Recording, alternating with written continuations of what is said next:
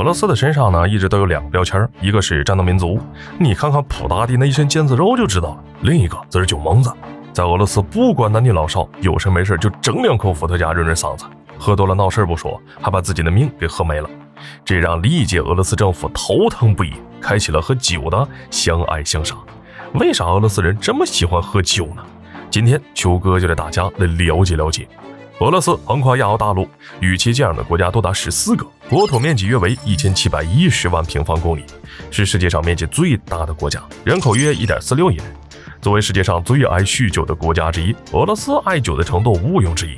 毕竟在他们那里有种说法，溺死在酒里的人比溺死在水里的人还要多得多，而且他们还特看不起低度酒。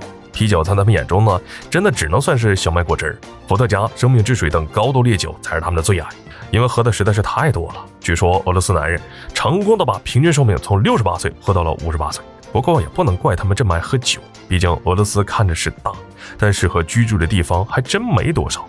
大部分地区温度其实都相当的低，一到了冬天，气候更是严寒难耐。有钱人尚且能买柴火过冬，而穷人呢，就只能靠自己硬生生熬过去了。但这时也不能干坐着啥也不干，就在那等死吧。于是就有人选择喝这种高度烈酒，使身体暖和起来。等到后面大家都有钱了，不需要靠喝酒取暖，但喝酒这个习惯却得以保存下来。不仅如此，俄罗斯人这么爱喝酒，政府也算是出了力。俄罗斯人为了喝酒有多疯狂，本来是打算当穆斯林的，结果发现人家禁酒，于是俄罗斯果断信仰不禁酒的东正教。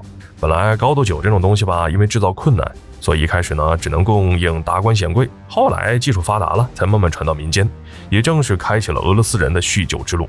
而且当时的政府为了能多赚点税收，不仅没有禁止酗酒，还号召全国人民一起喝酒。俄罗斯最有名的彼得大帝甚至还颁布了许多奇怪的法令，什么喝酒的时候任何人都不能去干扰，否则就要处以鞭刑。而著名的叶卡捷琳娜女帝发现喝了酒的俄罗斯人好忽悠，也方便管理，就更不管酒如何在国内肆虐。等有政府反应过来时呢，俄罗斯这个国家早就成了世界上酗酒人数最多的国家之一。因为太多人酗酒，导致社会出现了各种各样的问题。毕竟酒这种东西吧，小酌怡情，酗酒伤身又短命，寿命喝没了不说。有数据统计，当时俄罗斯有58%的农民有酗酒的习惯，每年的总消费额有近10%都拿去买酒了。甚至为了能喝上一口酒，有农民还会变卖土地，就为多喝一口酒连命都不要了。这种情况自然也导致俄罗斯粮食产量下降，粮价升高。另外，酒喝多了容易耽误事儿。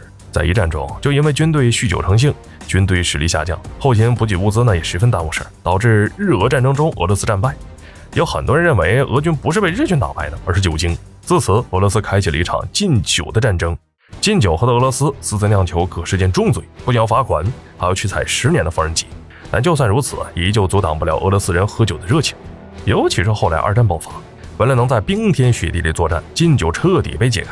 伏特加已成了战时物资的标配，每人每天会获得100克40多的伏特加。整个二战期间，光是消耗的伏特加就超过了2亿升。你说是伏特加打败了德国都没有半点毛病。然而战争一结束，禁酒令就在俄罗斯席卷重来。一开始的领导人呢都是禁止高度酒的，也有人进行了更细致化的禁酒，但遗憾的是，苏联直接就没了，禁酒也就不了了之了。苏联解体，俄罗斯独立。叶利钦是伏特加的忠实爱好者，自然也不存在禁酒一说，甚至他自己也因为喝多了酒闹出不少笑话。比如说，在和多个总统吃饭时喝多了，直接来了场滑稽的舞蹈秀等。哪怕是普大帝因为酒水带来的丰厚税收，也没有颁布太严格的禁酒令。